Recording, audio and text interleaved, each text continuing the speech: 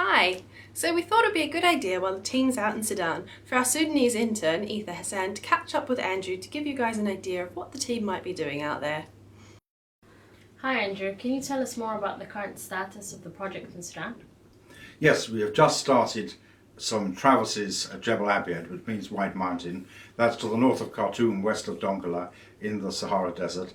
And this is an old evaporite basin, and we think there are strong indications of phosphate there, partly because the Moroccan State Mining Company was there at the beginning of last year on a very brief trip looking at that and a number of other prospects in Sudan that the government wanted to show them. They took a very small number of samples, but one or two of these showed phosphate, including up to 6.5%. So we know that this is a permissive environment for phosphates and that there are indications of phosphate even from scratching the surface and taking samples. Our methodical approach of doing several hundred kilometers of traverses with a full team, we hope will come up with some good results. Can you brief us on Sudan's political situation and the protests that occurred in late September which caused the team to have a delay? Yes, I can, and of course I get briefed on this by you, so I'm really briefing you back. But there were some fuel price rise increases, and for vehicle fuel that was up about 60%, and for diesel, which of course is used in commerce a lot, it was a 75% increase. And this was all taken in one hit. It's understandable because Sudan has lost the south, which produced 95% of its oil, and so they're no longer in a position to subsidize oil for people, and they have inflation and a budget problem. So they needed to do this. There were riots in the streets, and people thought, is this going the way of, say, Libya or Egypt? But actually, Sudan is a very different place.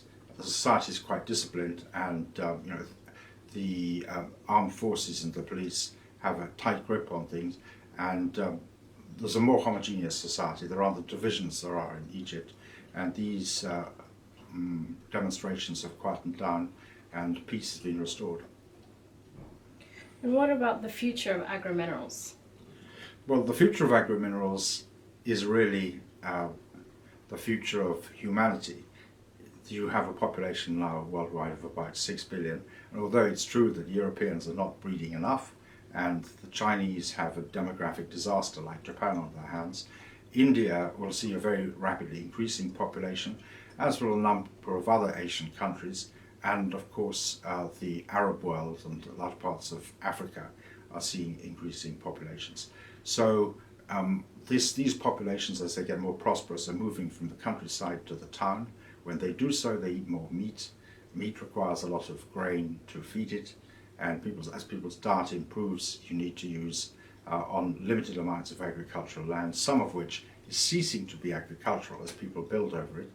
You need to have the soil replenished by fertilizers, and phosphates and potash, which we're looking for, an essential element of that. The biggest customers for phosphate, for example, are China, India, United States, Brazil, and of these, India's position is particularly parlous, having no resources of their own, and yet this is the country that's going to have the biggest increase in population. And what's happening in the Red Sea?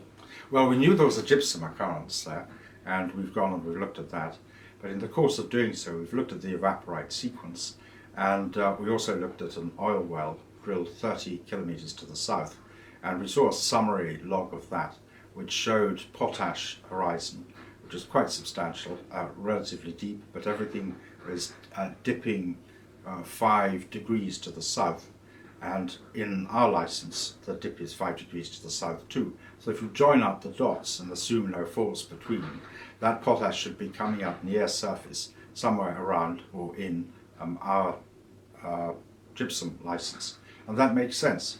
And it also makes sense you wouldn't see it at surface because potash washes away very easily. So what we're doing on this trip as well is we're going to the oil ministry to see the detailed log of that hole and getting some confirmation. But we think we have a very valid and very exciting potash target potentially there as well. So we're going to be advancing that on this trip. I think Sudan needs to replace its lost oil revenues, both with its own oil, onshore and offshore, which it has some good chance of finding, but also by other minerals. In the past, like a lot of countries, one thinks of Algeria, Saudi Arabia, that are blessed or cursed with oil, there's been an inclination not to look for minerals because oil is so much more attractive. So for example, you have Algeria, where everyone looks for oil, and Morocco, where they've developed other minerals because they didn't have the same wealth of oil resource. I think that Sudan is now looking to see what its natural endowment is, and they're keen to develop anything they can. Historically, Sudan has always been an extremely large gold producer, for example. The problem is that most of the production at the moment of gold is being produced illegally and smuggled out. The government's getting no revenues. Okay, great. That was a good little update from Andrew there, and we'll have more for you when Gary and the team get back at the end of November.